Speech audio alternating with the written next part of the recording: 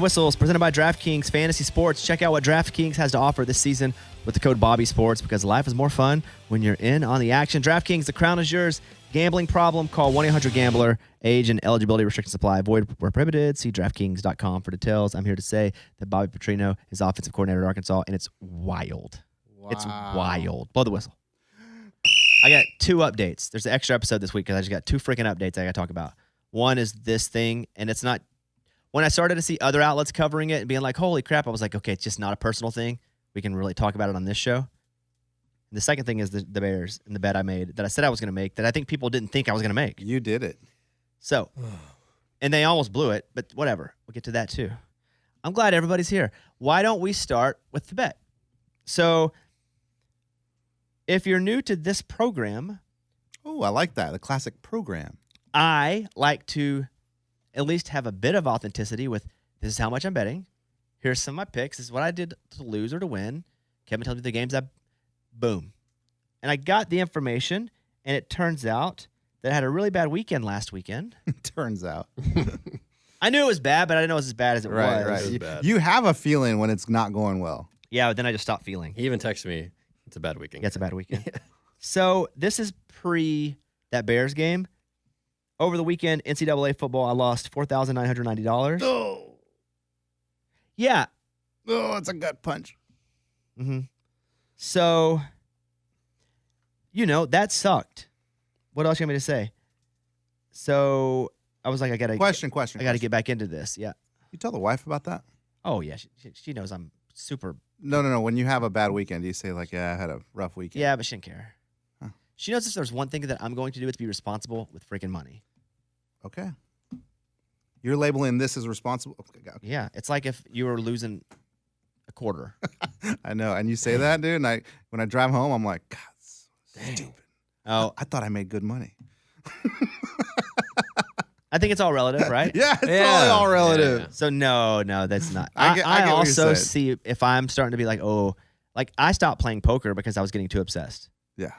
So, no. And I told her, I was like, I need the Bears to win. I bet $5,000 on it. She was like, are they any good? I was like, no. She goes, then why'd you bet them? Why are we watching this game? So I was down basically $5,435 going into that game. So I bet $5,000 on the Bears plus 3. Which is a wacky bet. Which is crazy because the Bears just suck. Yeah. And Dobbs has been on a roll. He's been on okay. I wouldn't say a roll. Yeah, they blew the last game before that game. He had a big entrance. Oh, he doesn't know the playbook, so all that press makes you see. So he played pretty good. A roll, though, I don't know if I put it there. Okay. So this is what's up. I go, I say on this show, it's going to be my last bet if I lose of the year. It's about over anyway. Which I didn't believe you when you said that anyway. I really enjoy betting college football way more than NFL. Right. I don't bet as much NFL. I do some. I feel like I'm not near as good at betting the NFL, or at least feeling like I'm as knowledgeable about what's happening. Please. So I'm like, let's just give it a run. And if it's over, it's over. I bet $5,000 on the Bears plus 3 to win $4,937, something like that. Game starts. Justin Fields is on fire to start the game. They drive down the field. He's like 6 for 6. He's making plays. He's sliding. It is perfect. 4th down, boom, stalled. Field goal on the first drive. Correct. That they missed, I think. Whatever it was, it didn't feel that good because I felt like they were driving all the way down. Yeah. Well, then it just turns into a dog crap of a game where nobody's doing anything. I was betting punts. Were you making money? Nope. I think we got more turnovers than punts. Really? Yeah. So I'm feeling pretty good at one point in the game when it's like 9-3 maybe. So the Bears are up, or maybe 6-3. 6-3. The point spread's messing with my mind here. The Bears are up, and if the Vikings take a field goal, I don't remember. I just remember they fumbled twice and I almost cried. They were up 9-3 and driving when you texted me. Okay. Is that what it was? Yeah. And they had plus 3 because then they kicked a field goal. Regardless, if the Vikings would have scored again, it'd have been over for me. Yeah. Correct. And Justin Fields fumbled twice to try to give it to them. Yeah, back to back. And my butt was puckered. but I never cashed out. I kept sending Eddie from way early on. I was like, cash out? And what did I say? Every time, yes. You know the answer to this Every question. time, yes. But I hit it. And so right now, as it stands, I'm not down near as much. I've total wagered this year $79,000, Ugh. and I'm down about $1,000. It's pretty good, man. That's entertaining right there. Oh yeah, much time I spent watching games just Yep. because I'm like dialed in because of the $100 I've bet. So I mean, we got you watching Tulane and UTSA, dude. Like, let's go, baby. good job. So okay, that's the first thing. Want to get that out of the way. The second thing is Bobby Petrino, who is the greatest Razorback football coach of my lifetime. He won the last 2 years before he left. He won 10 games and 11 games. He had us a game away from the national championship. People forget that because we're little old Arkansas. So I start seeing some little pops online. What, Arkansas talked to Bobby Petrino as the offensive coordinator? Now, Bobby Petrino wasn't loved by the people he was close to there, but I'm not close to him. Who cares? Right, you're just a fan. It's like an artist who sings good songs. Sure. You're not asking You're me not to on the road. You're not his roadie. Absolutely. He's not throwing his whiskey at me. He's not throwing his guitar at you. Yeah, so make some good songs. That's right. Like win games. So the legend has it, and the internet, That's the legend. and he was fired. So, but some of this stuff's going to be a little muddly. There was this woman there. He's having an affair with her. At Arkansas? Mm-hmm. He hires her to do a job, but he was already apparently allegedly having the affair before he hired her. He also gave her a gift of like $20,000 Like a cash gift, for a car. Got it. She was also engaged to like one of the volleyball coaches at the University of Arkansas. So he's doing his deal, whatever that deal is. Not going to judge. Yeah, a little bit I will, but it ends up getting found out. Where he got into real trouble wasn't the affair. Coaches have affairs all the time. Sometimes you hear about them. Sometimes they get pushed under. But he was paying somebody. He hired somebody he was having sex with. Oh. Can't do that. Mm-mm. There's a word for that. Yes. So the word is bad. That's one of them. So they have to fire him. Now, what's happening before that is he's out on a motorcycle. Remember the press conference where he comes in a neck brace and his face is all eat up? Yeah. Yes, I'll never forget that. So they fire him. He still does the press conference. But he comes in and he's like road rash on his face, neck brace. He's like, apparently wrecked the motorcycle, had to call the cops. The cops came. She was with him, had to put her in the report. Nothing they could do. That's how it was found out. He wrecks the motorcycle. He's eat up. He's in a neck brace. I'm sad. And this is what you call rock bottom. Yeah, it's tough. So, myth has it. On the internet, it says, unconfirmed, allegedly, Oh, man. It's a lot of legal terms there. maybe the motorcycle accident didn't happen. It was staged. Mm-mm. Or maybe it wasn't near as bad. And possibly, the fiance beat the crap out of him. Oh. They never find the motorcycle? Like, They did. Okay. The rumor is, allegedly, possibly, that could have happened. okay. The guy ended up quitting the day after Oh, boy. he was fired. It's a whole dramatic deal. But I'm so happy he's back. He's learned. Oh, people can be rehabilitated. Absolutely. How does the community feel, though? The We're Arkansas pumped. We community? just want to win. Okay. We don't care. Win games. I don't care if you graduate a freaking player. Don't graduate a player. Pay them all. Just Wow. win, baby. They're all Wow, committing wow. crimes. Keep them under. I just want to win. Like, I don't even care if we win a title and you have to take the banner down in 5 years. I know you're being funny, like No, only partially. partially being funny, but these are conversations that real programs have. Yeah. Like, Let's go. Like, do we really care, guys? So what's interesting is, he leaves Arkansas for a while and does some coaching stuff. He goes up to Missouri State, almost beats us. He comes into Arkansas a couple years ago, almost beat us. Goes over to, he's going to be the UNLV offensive coordinator, but before that job even starts, Jimbo Fisher hires him at Texas A&M. The issue at Texas A&M is, and their offense was a little better, but Jimbo Fisher's an offensive guy, and Petrino really was just the offensive coordinator, wasn't really the play caller. So as much as their offense improved a little bit, Obviously, Jimbo still got fired, but he wasn't really able to run the offense. Now, I don't know Bobby Petrino's an offensive coordinator. All I know him as a head coach. And he's doing some shady stuff, too, back in the day. Who was it? Exactly. He's Who just was bad it? at covering it up. Come on. But it's so exciting to me. Who hires him? Like, who does the hiring? Hunter Yurachek, and the big deal, he's the AD. The big deal was he got fired for cause, and you can't rehire somebody when you fired them for cause. Oh. And they had to, like, overrule a law or something. It's awesome. Wow. Because we want to win. What about the KJ Jefferson stuff? Because I'm I don't reading know more anything about about it now. that. So, yeah. I literally I've been in meetings for, like, the past 2 hours. I saw nothing about him doing anything. KJ Jefferson's our quarterback. I have not even opened Twitter. Can you tell me what the deal is? Yeah, so what I'm seeing is there are reports that he's expected to leave to enter the transfer portal. But Okay. now he posted, I just saw like an hour ago or so, on his Instagram, I haven't made a decision yet. Well, Arkansas's got a new NIL called Arkansas Edge now that they're bringing in that's like $4 more million a year. Cool. So that's what's going to make the difference. Can they pay him more money? He makes a really good living now. Yeah. He does good. And then some people are saying it's because they're bringing in Petrino, but I don't know about all that. KJ Jefferson's not really Petrino's type of quarterback, but KJ Jefferson's a good quarterback, and that's Petrino's type of quarterback.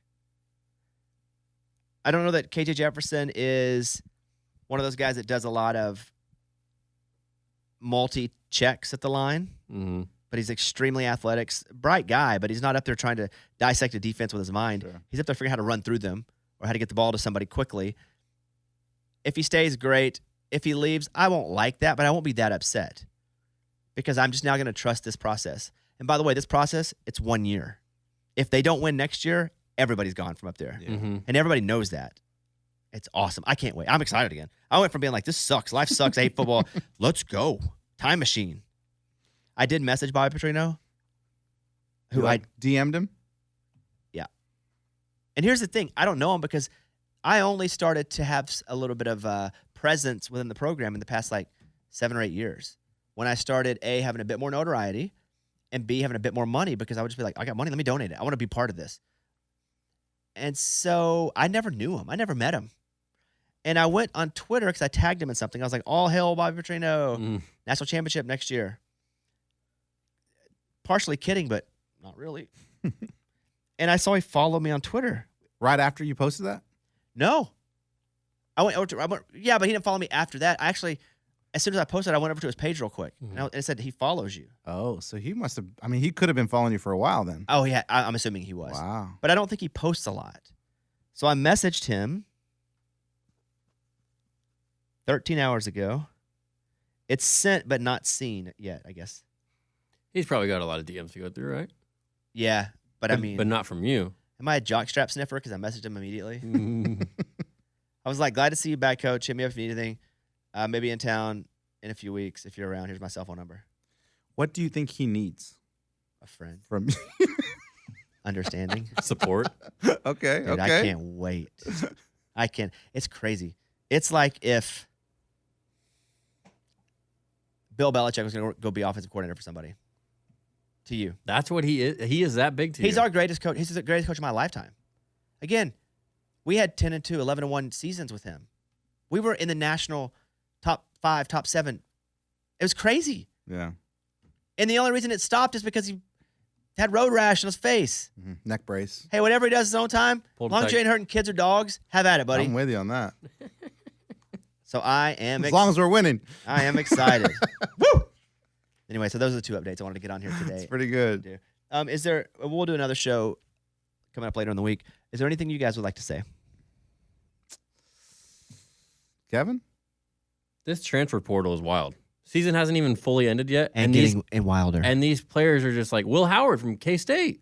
Mhm. He's leaving. Our guy, our team. So here's another thing that's happening too with the portal. Obviously, there's a lot of poaching where people are calling, going, "Hey, we'd love to have you," or they're going through people. But there's also like a dark money NIL that's happening, which is you can pay anybody anything to do anything. All you gotta do is sign. Doing this here, have $25,000. Doing this. Oh, you're gonna stay at the program? Okay, our collective will pay you $1 million. Whatever it is. But now, the dark money NILs are okay, we're going to give you a $250,000 deal, but only $125 is going to be taxable that they know about. The other $125 will be cash because these players are having to deal with taxes. Yeah. So they're like partially dark money NIL deals. It's like going on a game show, man. Like, yeah, it's cool. You win a car, but then you got to pay on that. It just makes me wonder, like, how long these players have been brewing this during the season. Oh, dude, I'd be brewing it every game. That's crazy to me that you're able to play with your team and be committed to your team, quote unquote, and you enter the portal 3 days after the season. It's a business decision. That's all I it know. is. It's just Yeah, but they're also kids, though. Like, how responsible are they? Exactly. That's also right. I'd be thinking about money all the time. Sure. Especially if you're a kid that comes from no money. Mm-hmm. I mean, when I was doing my last contract here, it was on my mind every day for like 7 months. And we just got it wrapped up like a month and a half ago. Every day. Because I was just thinking about, or somebody was, or I was having a conversation with, or every day. Now imagine if you're 19 and other people are chirping at you too. Does it take the pressure off of like draft and your next move? You know, where like back in the day, you know, yeah, you made some money under the table or whatever, but I mean, your big money was getting drafted in the NFL and playing in the NFL. Here, you're like, oh, I can make some good money now because I might not get drafted. It keeps people in college a bit longer. Yeah. If they're making equal or more than they would if they were a 6th, 7th round pick or USFA, UFSA, unrestricted free agent, whatever. Oh, I thought you were talking like USFL or something. No. I thought you were talking about Stephen F. Austin. Yeah. There you go. My letters may not have been right. There you go. So, yes, and not only that, like a guy like KJ Jefferson would probably have gone out for the draft and been a 5th round pick and made $800,000 a year, which is a great amount of money. However, he could probably make $1.3 million. That 1% of players could probably make $1 million, $1.3 million if they go at a quarterback, especially, and potentially build his draft stock and be a higher and pick do next that year. as well, right? Yes. So, and what's cool though too on the positive side of it is that I think a lot of these scouts, like we'll have John Middlecoff on later in the week, who was an NFL scout, has his own show now. He had to go and just kind of assume what players would do once they got rich. Like, okay, this is what they're like. They're going to be 1st, 2nd round picks. Oh, God, are they going to go crazy when they get money? Yeah. Now, they're getting money already, and you can kind of see the decisions they're making already without real help. So I think that's good for the next level because you're not going to have a lot of guys going in the 1st, 2nd round that are paid millions of dollars, and all of a sudden they're like, I'm rich, I'm going to go crazy, let's go. It's like going to college after you're homeschooled. You kind of wouldn't know. You're homeschooled forever, but now you're going to go away and go to college? You're going to go ape ass. You're going to go, yes. Now, I'm in college, baby. let's say you go to college. Let's say you go to homeschool for up to grade 10, but 11th, 12th grade, you're like, I'm going to go to a private or public school and be around other kids. And that's a little bit of an integration to understand what it's going to be like when you go off. So I love it. I watched that new Beckham, series you like watched, it? right? Yeah. I just watched one episode, but just talking about this, he talks about how when he was younger, his first like major deal, he would get paid on Friday and it was all spent by Sunday, which is wild. So these kids are probably doing the same thing. He was 19 or 18 at the time. For sure. It'd be awesome. How can you not? I wish I'd been an athlete now instead of back then, because back then I didn't make any money. You would have made more now. Nah, I still made zero. Have you all watched the Barry documentary on? Yes. Have you watched that? Is Yeah, that I good? watched it last weekend. Okay. Yeah. What is it? It's about Barry Sanders, No. and I think it's always on Netflix or Hulu. Hulu, I believe. I keep seeing it, pop up when I'm sliding on shows or whatever, and I'm like, "Ooh, I want to watch that," but my wife doesn't want to watch that with me, so I got to get my own time to do that. Yeah, it's Hulu. It's why You haven't seen it. I have not. it's why he retired early. Like he finally talks about it. Because the Lions are like a disaster. I'm not gonna get into it. No No spoilers. spoiler. We like spoilers. that. No Nice. spoilers. Good like job, that. Kevin. We have a new episode of Too Much Access up with the BYU volleyball team. I'm surprised at how passionate people are for this one. Yeah. It's a little different. I don't know if it's more passionate. Obviously, there aren't as many volleyball fans as football fans. Just a numbers game. Mhm. But maybe the volleyball fans are just so much more passionate. Yeah. But it's crazy. People are like, you got to do this goal. It's like, we did volleyball because it was kind of funny, and we were there. But also, Heather Olmstead, like, I don't often say this, but she's like a G. Oh yeah, she's awesome. Like, I was ready to suit up Yeah. and sit the bench. Yeah. And I don't want to sit the bench. Right. But just to be under her leadership. So it's our sit down with BYU women's head volleyball coach, Heather Olmstead. She played it. Coach, as you wanted to call her. Yeah, I don't want to call her Heather. She's like, everybody calls me Heather. I'm like, I can't do that. Yeah, it's I weird. must respect you. Yeah.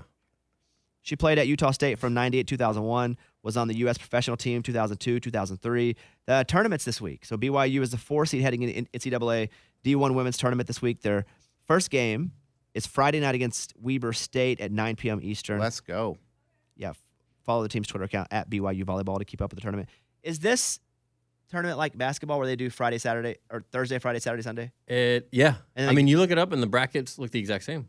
But I mean, did they take the week off and they go again? And then they do- go again the following weekend? Mhm. I believe so. Well, let's go. I'm rooting for them. I mean, you got Arkansas in there too. Are you? They're a 3 seed. Are you torn at all? No, not Arkansas always. Okay. But they're on the same side, I don't think. I think they're on different sides. So hopefully, maybe they meet each other at the end. They're on different sides. Yeah. When does Arkansas play? They play Friday at 7 o'clock our time. Who are they playing? Stephen F. Austin, I think, right? Yeah. Really? Look at Yeah. you. You torn? Mm-hmm. No, I went to San Francisco State. Stephen F. Austin was that was our rival. Same dude. Oh, so you're a big Razorback guy this week. Yeah, dude, that was the Battle of the Thought that was Pines, the same man. dude. Battle of the Pines. That's why I I looked thought at that was him. like Eminem and Marshall Mathers. no. They just changed their name. Yeah, it was like P. Diddy and Puff Yeah. Daddy. What's wrong with you guys? All right. Here's Coach Heather Olmstead. Before you walked in, Coach, Eddie and I were talking, and we were debating on what to call you because I said, no, we have to call her Coach. And then Eddie said, no, why don't we just call her by her first name? Her name's Heather. I'm like, No, let's I- just call her Heather. I hear you, but it's a... well, she Eddie's right. Okay, I hear you, Like but Heather. but I feel like you're doing a job that is very respectful. You're also a very successful person at that job. That I said, hey, let's call her Coach Olmstead at first, and then if she's like, no, call me Heather, then I probably still won't, but at least we know. Yeah, I hear you. I got players that are the same way, and Do some of your players call you Heather? all my players call me Heather. But That's there's some crazy. players that call me Coach, especially younger players that are good at recruiting, and some of it's culturally in their culture, it's respectful. So I let it fly because if that's what they're comfortable with calling me Coach, then it's kind of endearing. So. Is that purposeful? Is it for the culture that you have with Well, your team? I started coaching at 23, and so everyone called me Heather. I was an assistant coach all the way up till 2015 here at BYU. So it felt weird all of a sudden in 2015 to say, no, call me Coach. Yeah, all of a Because, sudden. you know, when you're an assistant, and I was young, I was almost their same age. So I'm okay with Heather. And so since you were here and it stayed, the name had to stay. Yeah. I hate the name Bobby Bones. And because it's not my real name. My name's So what do we call My name's you? Bobby. Well, no, Coach Bobby. But my name's Bobby. But when I was 17 or 18, they were like, your name's Bobby Bones. And everywhere I went was connected to the last place. I couldn't shake it because everybody knew it. So, yeah, I'm going to call you Coach because I think that's what Okay. you really want. All But he right. also, Coach, he also can't call his father-in-law Dad or Oh, I've never called him a name. he just says, period. hey. Yeah, never. Okay. Because I didn't know what to call him. Do I say Bill? Do I say Pops? Do I say I don't know. So I just decided way early on I was calling him nothing. Okay. I make eye contact and then speak. and I've been married for a couple years now. Okay. And never one Still time. going strong? Now it's a Good. running joke. I've Okay. never said his name. Okay. So question one, is that bizarre? I think you might have some issues. I think I do too. Yes. Definitely, Coach. That is correct. We all do, so it's okay. Is there a text thread of all the really elite coaches? Do you guys like Saban's on there? Right. I'm very close. I have a family member, Patty Gasso, is family to me. She runs the softball coach at Oklahoma. Okay. I put you in this category because you guys are the elite of the elite. So what do you guys talk about in this text thread that you're going to say you don't have? I mean, that would be worth a lot of money if we could get that going. There is no text thread, but if there were, I'd love to be on it. I'd love to just learn and listen and soak up all I could. So basically, I have to go stalk Saban on Twitter and on YouTube and steal all his quotes and then repeat it to my team. And I usually give him credit, though. Are coaches pretty receptive to you going, hey, I'd like to come in and understand the culture of, it doesn't matter what program it is, but if you were to reach out to, you can insert any, Absolutely. they'd let you come in So and- I spent a week with Danny Ainge just recently, back in February, and he immediately offered up jazz practices and meetings. I haven't taken him up on it. I will in the off season for us. Things like that happen all the time. Coaches in different sports are open to letting their gyms or courts, whatever, be open to other coaches learning. So especially in volleyball, I think it's a good culture of, hey, I want to come learn. Is there a good time? And people open up their gyms. It's incredible. And we're open as well. People that I talk to know if they want to come learn and I can help. Mentoring has always been something that's interested me since a young age. My dad was a coach. And so I've been drawn to mentors. Older coaches, people much wiser than me, has always been an interest. And as I unfortunately get older and the kids stay the same age, the mentorship for me to be mentors to my players or other coaches in the community has been exciting for me. Has your dad been a big part of mentoring you, or at least introducing you to other people that he Absolutely. thinks really? Yeah, the legend Kathy Gregory at UCSB, Carl McGowan, who's here at BYU, and his son Chris. My dad has been an integral part. Karch Karai, who he coached in high school at Santa Barbara High.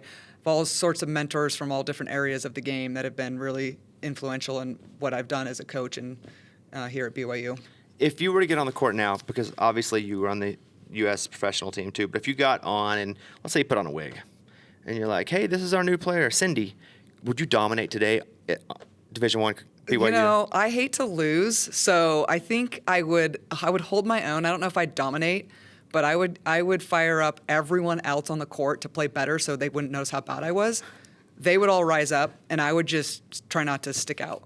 What were you Guaranteed. what were you like as a player? I was feisty. What were you the goon? Did you go fight the other team, or were you the leader who was loud, or were you the like what were you? You'd have to ask my teammates that, but I just grew up in a competitive family. There's 6 girls, 1 boy. I have a twin sister. We always had each other to play with and to compete with. We grew up playing sand volleyball, so I love the competition aspect of anything that you're doing and trying to be the very best you can while learning as much as you can. So I was feisty. I probably got in some players' faces. I tried to keep it on our own side, but I just wanted our group to be the best we could be, and whoever you were playing, it really didn't matter. I love the underdog role, and I think that suits us at BYU, where I think in general our sporting teams are underdogs, and for sure our volleyball team, I don't know if other people feel that way out in the community. Because you guys bummer. dominate. So I can't pull as that. As soon as you got into underdog, I was like, that's just not true. You've been in the you've been ranked for like 100 million weeks in a row. Now we got this new path that we're trying to blaze, and so we got to find our way through the Big 12 as a university, and no, still Not doesn't? really. Okay, No, sorry. it's just not convincing, You can Coach. say all Okay, that. sorry. But you have a real culture of winning. You were the first coach to hit the 100 Division I. I mean, you're it. You're her Okay. when it comes to coaching. You're her. Okay. So the underdog thing doesn't really Okay. float anymore. All right. So how do you do this? Because it equally is hard to keep a team motivated that's winning. And Yeah. to continue winning, because you can obviously, as they say, rest on your laurels at times. How do you keep your girls fired up? Oh, gosh, that's such a good question. I think it's that intrinsic motivation that we want to recruit in players. They come to BYU to be high performing academically, spiritually, athletically, personally, socially. That's the type of young woman that we get in our program, and our staff is as well. So that's already going to be intrinsically in them, and we, as you're saying, just need to continue to find areas to challenge them, for them to be challenged where they can get better in this or that, or hey, you're doing really well in this area. Let's keep. We want them to play to their strengths. We don't want them to always look at what they're not doing well. So this is what your strengths are.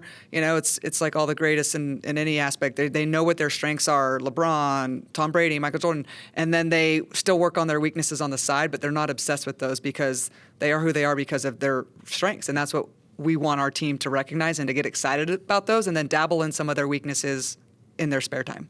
I have mid knowledge of volleyball. I Okay. would say I know more Okay. than somebody that's Okay. average, and it's like they hit the ball. Okay. Like I know what a libero is. Okay. Oh, what is Good. that? They wear a different jersey. Why? Because they're the one that goes in and digs it out of the ground. Okay. Is that somewhat accurate? Close, yeah. There is a dig. I've heard of that. No, it digs. Yeah. But that's not the same. But Oh. that's like their job to play defense, kind of. Yeah, libero in Italian means free, so Oh, it's they're not called free. libero? Libero, Okay. libero. I say libero. I call them bros because it's a little tougher. Like you're a bro. Let's go dig some balls. Ooh, nice. And, So and that's their job, They right? come in and out of the game freely, and they don't cost us a substitution. So they're tracking them, but you only get 15 subs. So when someone comes in and out of the match, you track it as a sub. They go in and out like just mad women, just like, and nobody counts them. They can just go in and out as much as they want. And can they stand wherever they want? They can't go to the front row, and they can't jump and spike it. So does that mean liberos are shorter? generally? It typically means their expertise is going to be in passing and defending, and so that leads to smaller players that are quicker, that can read the game. Just somewhat naturally, it happens as they progress, as they start to specialize in positions, but it doesn't mean you can't have a 5'9", 5'10", 5'11" libero. And in fact, if they're long and they have length, we all would want 6-foot liberos because you can extend more. Volleyball is a game that's extended. Whether you set or spike or you dig, your limbs are being extended. Very rarely is the ball going to come right to you. It's like, oh, here it is. You've got to play extended. So we would like them to be taller, but the taller players end up going into hitting or setting or blocking, and you end up getting smaller liberos. What's the position that's the real bulldog? The libero, Hit it, yeah. for sure. It seems like it. They're feisty. They have to be loud. They have to communicate well. They're usually the key cornerstone to your defense and your passing, and that can really set up your defense as far as, hey, we're going to serve and we're going to defend behind you, and our block's going to be up there. I think setters are also some bulldogs. They're like the quarterback, if you know football. I do know football, Okay. and I know volleyball a little bit. So when you say setter, So what position would you be?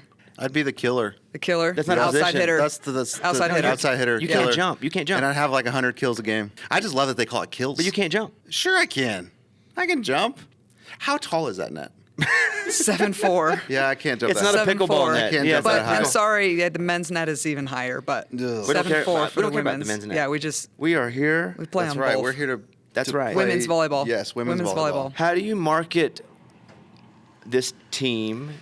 And I would imagine every team is different to just the student body and to the community to come and watch and support. Oh, Cougar Nation is unbelievable. I mean, we've had back-to-back over 3,000. We're playing these back-to-back matches right now a couple times where I think just our players, the excitement, the way that they play the game, winning always breeds interest in the community coming out. But our women are just people of caliber that'll go out and interact with the players, with the young girls, with whatever people interested in volleyball. And I think BYU does a great job just get people excited about what BYU is doing heading into the Big 12 and the opportunities we have to be. We're already in the nation, on BYU TV was great, but now we're on ESPN Plus and we're getting out there with football, and I think it's good. So I think volleyball is an exciting sport. I don't know if you saw one of the most recent volleyball games on Sunday had like 1.6 million people watching it, between Nebraska and Minnesota, and that's legit. Yeah, the 1.6. Nebraska, the football stadium one, That was unreal. And I watched that too. 92,000 plus. So cool. And it's cool for them, but it's also cool for the sport Absolutely. because one, that was one of the head stories, just period of all sports Yeah. that day. It's like, look at, Lincoln, Nebraska. They're Yeah. showing up for their volleyball team, which they do anyway. They have they're very passionate about the Yeah. team. And they did the walk. It was just anytime you can get anything in front of a bunch of eyeballs, Yep. like that's a win. And so, and I had a buddy who played the show afterward, like the music part of it.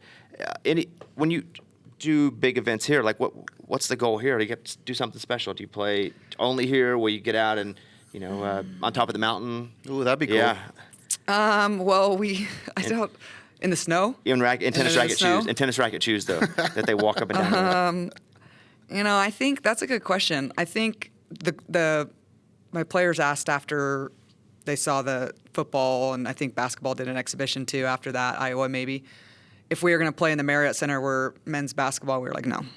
Because? We just love the coziness of the Smith Fieldhouse, and we love the fans filling it up, and I think the bigger you get, if you could guarantee me that we could fill it up, sure. And it's not that I'm afraid of that. It's just the Smith Fieldhouse brings such a special, unique feeling to the community and to our team.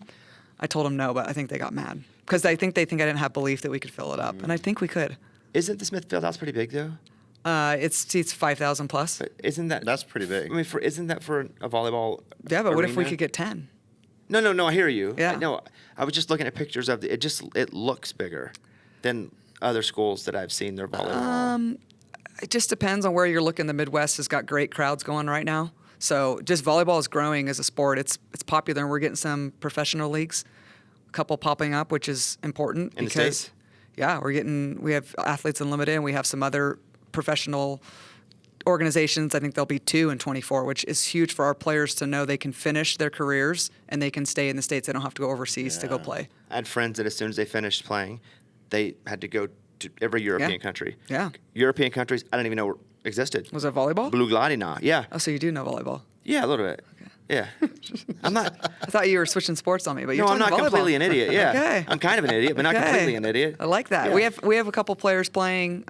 Heather Knighting's playing in Turkey. Alexa Gray's playing in Turkey. Ronnie Jones Perry's playing in Brazil. So we have some BYU players playing foreign. When you finished, did you play overseas I at played all? in Croatia. Ooh, So loved it. What was that like? Amazing. Cold? No, it was amazing. I lived in Rijeka, which is on the coast. And I'm a beach girl. I'm from Santa Barbara, so I'm drawn to the beach and just outdoor. And that's why I love Utah. So Croatia was amazing. I've been back many times. I love it. I thought she was going to say, that's why I love you. And then she said, Are you "Ta." Croatian? Really? No, I just thought she was enjoying the interview. She's like, that's why I love you. I was like, well, Ta. Did you start playing beach volleyball? I grew up playing sand. My dad took us to the beaches, and we played on East Beach, where all the great legends have grew up. And that's my first love is sand, and had to play indoor, but I love indoor.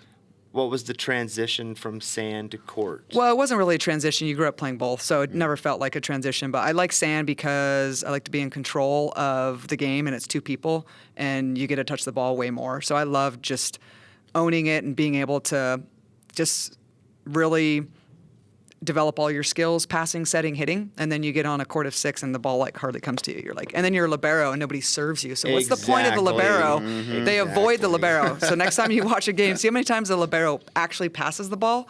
It's like, what are we doing? They're not even serving them. What would you credit as the key to your winning culture, your specifically? Yeah, our players, 100%. Yeah, but the players aren't playing.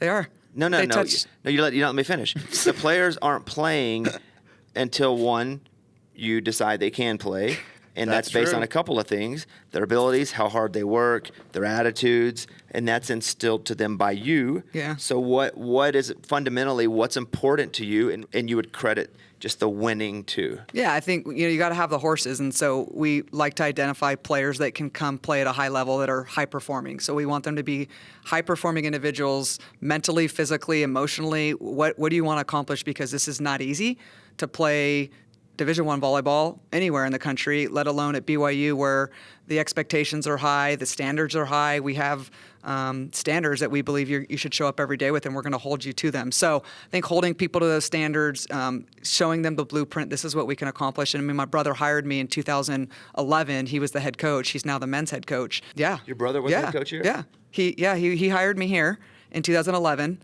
And then he became the men's head coach in 2015, and I became the women's head coach. But I believed in the vision of the players and athletes that we were getting and being able to win a national championship. And in 3 years, 2014, we got to the finals, and we played in the national championships and lost. And then 4 years later, in 2018, we went to another Final Four. So we're due for another Final Four. So that's what we're working towards. But I think the players, my staff, the administration, everyone working towards just being the best you can be, and whether that national championship comes or not, we're excited about the journey of becoming and what our young women could become through hardships, adversities, highs and lows, winning, losing. It's about what are they going to become after this, and are they going to be CEOs, business owners, mothers? What are you going to do with your life, and how can we help you be really good at that? And oh, by the way, let's get really good at volleyball while you're here. And they've been able to do that. How tall are you? 5'9". How tall is your brother? He's 6'1". So you guys aren't huge. No, he was a libero here. He won 2 national championships with BYU. But why are you the better coach? Oh, no, he's really good. Nah, I've been looking at some stuff. We know know- you, Coach. Yeah, we've been looking We at don't some know stuff, him. Coach. He- Young, 100 wins quicker than anybody. You're not gonna got- pull one over on us. It was 200.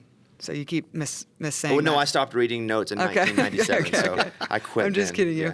He went to the finals in 2014, and I haven't got there yet. So and he's got a couple national championships. So he's for sure the better coach, better athlete. Yeah, debatable. So, you ever been hit in the face hard? Yeah, Ooh. many times. So Doesn't hard in the feel good. nose where your eyes are all watery? Yeah, it And doesn't do you feel check good. yourself out?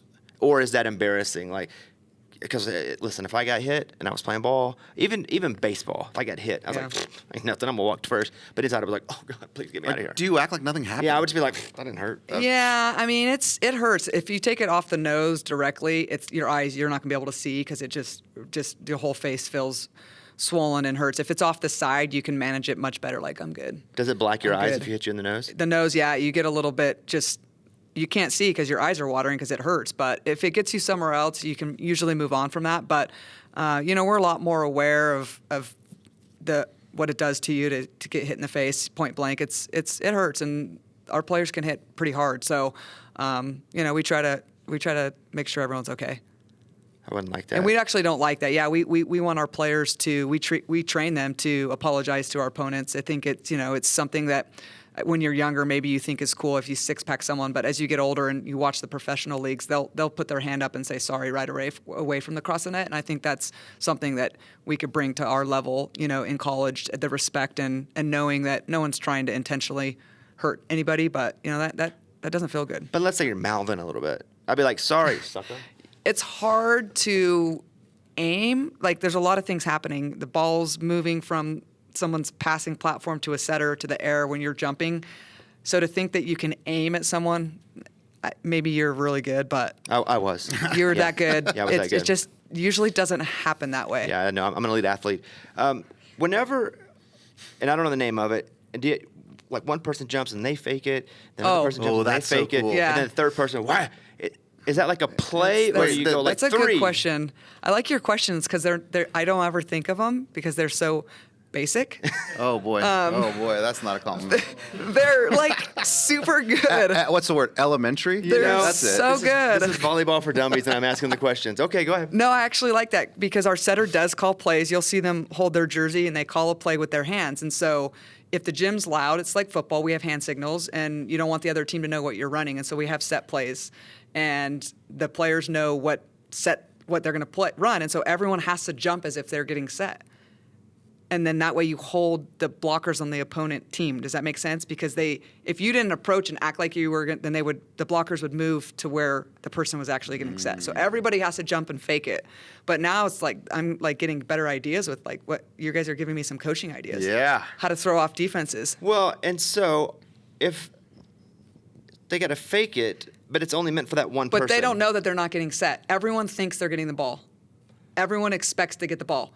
She doesn't on show. your side? On your Yeah, side? she doesn't show. She shows everyone what they're going to hit, but she doesn't tell them who she's going to set. So everyone thinks they're getting the ball. So everyone's on high alert. And then once she reads the other team and what's going on and gets a feel for our pass, for instance, if we pass it way off the net, it's only going to go to one person because you can't set someone in the middle of the court. It needs to be a really good pass. Does that make sense? It does make sense. It makes me think, though, that if I were an NFL wide receiver, and this happens a little bit now, and they're like, give me the ball, I need the ball. Does that ever happen? Where, Oh, like, yeah, all the time. Why am I not getting the ball? All the time. And then how do you manage that?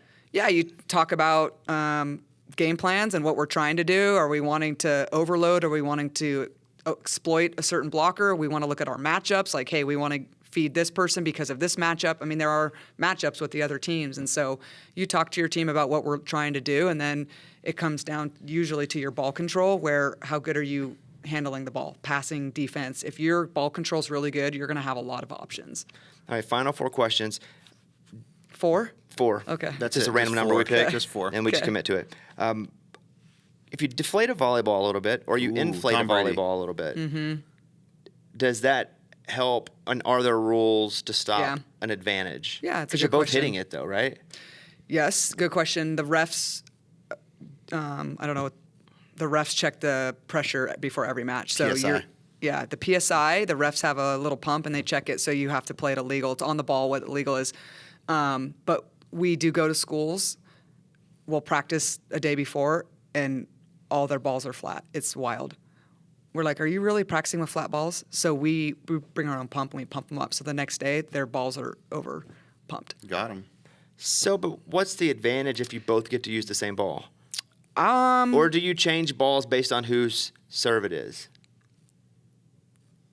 I think there's some advantage with You looked at me some like that was the flow. dumbest question. It was a basic Of all the good questions, question. no. Elementary questions. Because, again, with different sports, they use a different There ball. is. There is. So, there's a lot about altitude, sea level. We don't talk about that. We just serve the ball, figure out how to get it to float in the court. But we're not going to spend too much time with you're at sea level, you're at altitude, the ball's flatter, it's deflated. Like, just figure it out, get a feel for it. But we like when we train for the balls to be at the PSI that they're supposed to be, because that's what you're going to play at in a game. So there's really no reason that you're going to play. I don't know why teams like to play with flat balls. Like, that's a good question.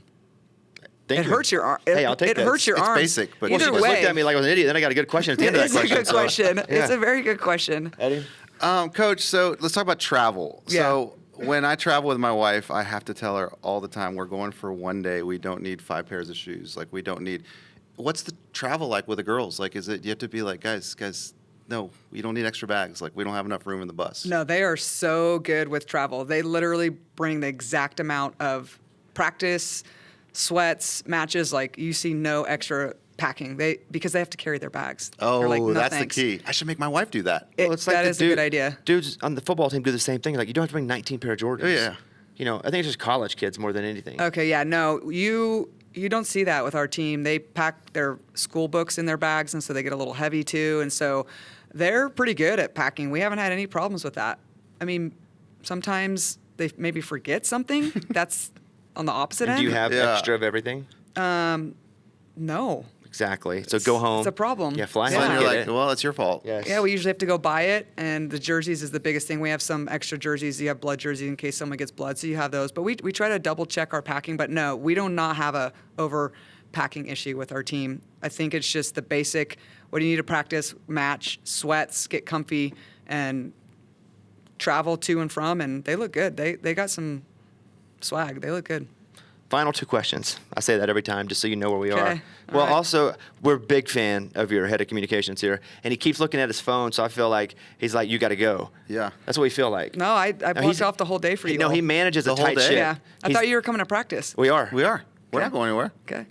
Unless you plan on hitting at us, and we're not. We could get you out there. You're not could- going to 6-pack us, are you, Coach? Is that what it's called again? That's what she said. What is Did I? 6-pack? Why would it be a I don't know. 6-pack, though, if it's one in the It's face? actually a good question. Like, if you'd hit me in the Another stomach good with basic it. question. See, Yeah. So educational. What is it for you? What's the goal? Macro, micro this season, macro next 5 years. Yeah, I think always to become the best we can be. How good can this group be? We have 7 matches left. How good can we be that we know of? And then we get to play in the postseason. Let's see how good this group can be with the seniors that are never going to play again. We try to pump them up, motivate them that way. We have some 5th years. We have some COVID kids that are having opportunities to play longer. I'm motivating them by let's see how good we can become. Let's see if we can win, championships. What does that look like? Conference, national, what does that look like? And the journey to become that.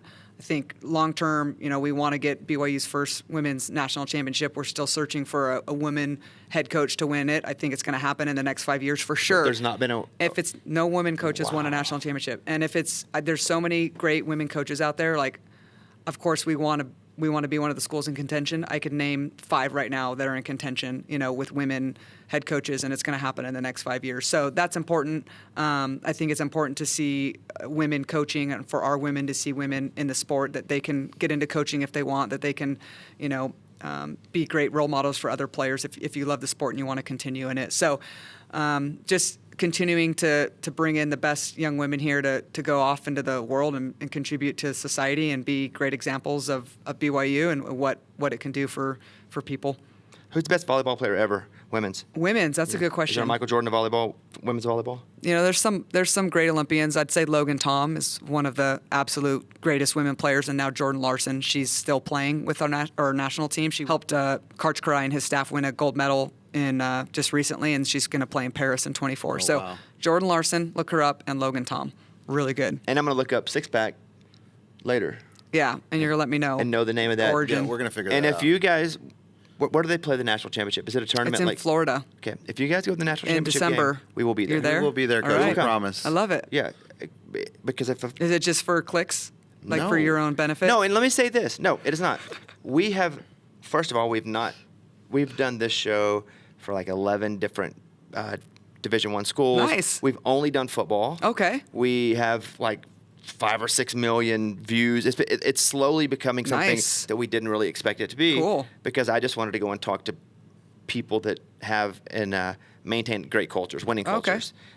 And this is the first women's program that we've done.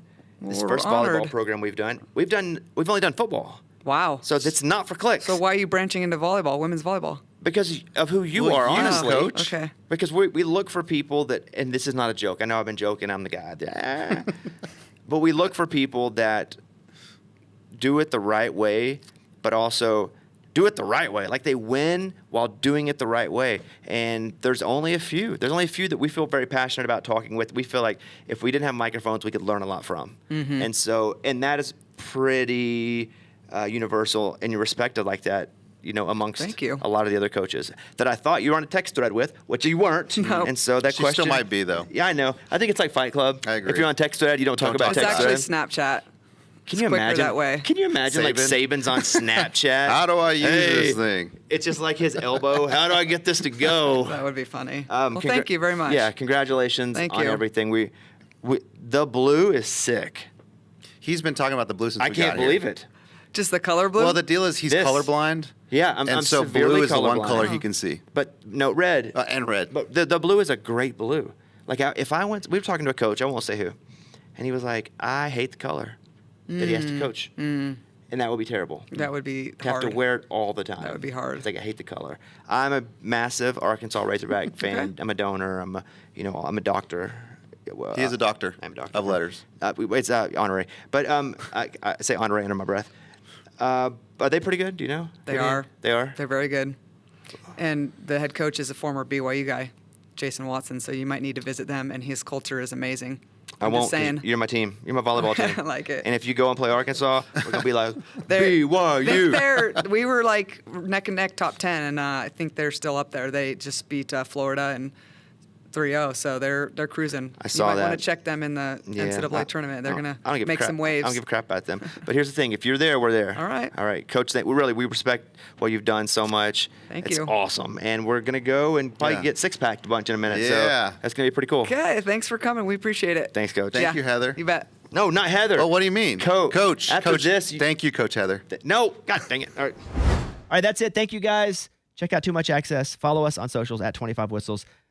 We'll be back with John Middlecoff Friday. Scout does an awesome show called 3 and Out. So I was super pumped he came on the show. And I think that's it. Eddie, you got your glove on? I got my glove Got your whistle and the in your mouth? whistle, baby. All right. Thank you, guys. We're done. Out. See you guys next time.